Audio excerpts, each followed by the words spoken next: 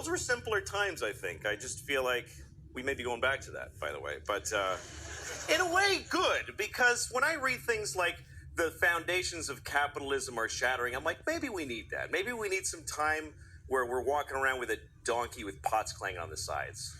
You think that would just bring us back to reality? Yeah, because everything is amazing right now, and nobody's happy. Like, in my lifetime, the changes in the world have been incredible. When I was a kid, we had a rotary phone.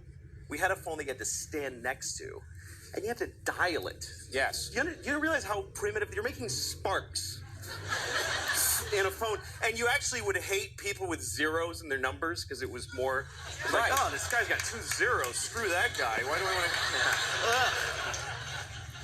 And then if they called and you weren't home, the phone would just ring lonely by itself. And then if you wanted money, you had to go in the bank for when it was open for like 3 hours. You had to stand in line, write yourself a check like an idiot. And then when you ran out of money, you just go, well, I can't do any more things now. Right. I can't do any more things. That's it, yeah. That was it. And even if you had a credit card, the guy would go, ugh, and he'd bring out this whole shunk, and he'd write, he'd have to call the president to see if you have any money. And it's all true, kids. You had to call the president, yeah. It was ridiculous. Yes. Do you feel that we now, in the 21st century, we take technology for granted? Well, yeah, because now we live in an amazing, amazing world, and it's wasted on the crappiest generation of just spoiled idiots that don't care, because this is what people are like now. They got their phone, and they're like, it won't. Give it a second. It's going to space. Can you give it a second to get back from space? It's the speed of light. True.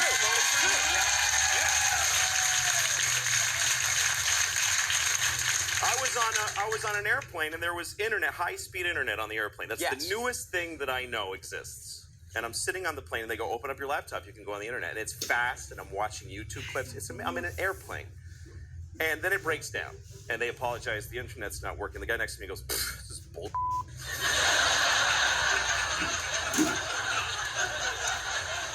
Like, how quickly the world owes him something he knew existed only 10 seconds ago. Right. And on planes,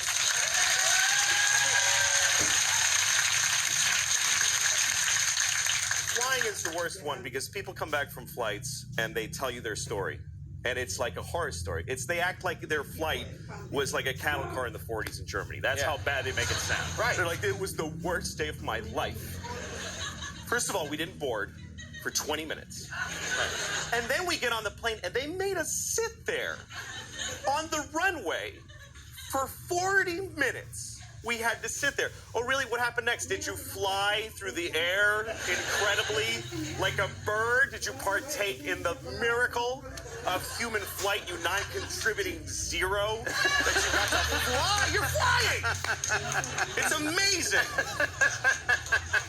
Everybody on every plane should just constantly be going, oh my God! Wow! Yes! You're flying. You're sitting in a chair in the sky. Yes. Yeah. That's right. Now, Louis, but it doesn't go back a lot. and it's not really. You know, here's the thing. People, like, they say there's delays on flights. Yeah. Delays, really? New York to California in 5 hours. That used to take 30 years to do that. And a bunch of you would die on the way there and have a baby. You'd be a whole different group of people by the time you got there. Now you watch a movie and you take a dump in your home. Yeah. Nicer way to say it than that, but no. Now, Louis, before we go, we don't have much time, but I know that you have talked about your children before in your comedy, and you've said some rough, horrible things about your kids. Yes. How are you feeling now? How about the children? Well, I blame myself more now, because I'm an older father, and I've realized I don't have crappy kids. Right. I'm a crappy dad. Oh, that's the good news. Yeah, exactly. I mean, I'm trying. I make huge mistakes. Like I was telling my daughter was asking me these questions once, and I'm just doing stuff. Hey, Daddy, does the world go around the sun? I'm like, yeah. She goes, does it go in a square or a circle? I'm like, it's like an oval. She says, does the earth go around the sun all the time? I'm like, yeah. She says, will it always go around the sun? And I go, well, yeah, not always, because at some point the sun's going to explode. I said this to a 6-year-old. Yeah. I told her the sun's gonna explode. She starts crying immediately, just bitter tears for the end of all humanity and life. And here's how I tried to save it. I go, honey, this isn't gonna happen until you and everybody you know has been dead for a really long time. She didn't know any of those things. Now she knows all of those things. Yeah. She's gonna die. Everyone she knows is gonna die. They're gonna be dead for a long time, and the sun's gonna explode. And I'm proud of her how she took it, though. She was like, ugh.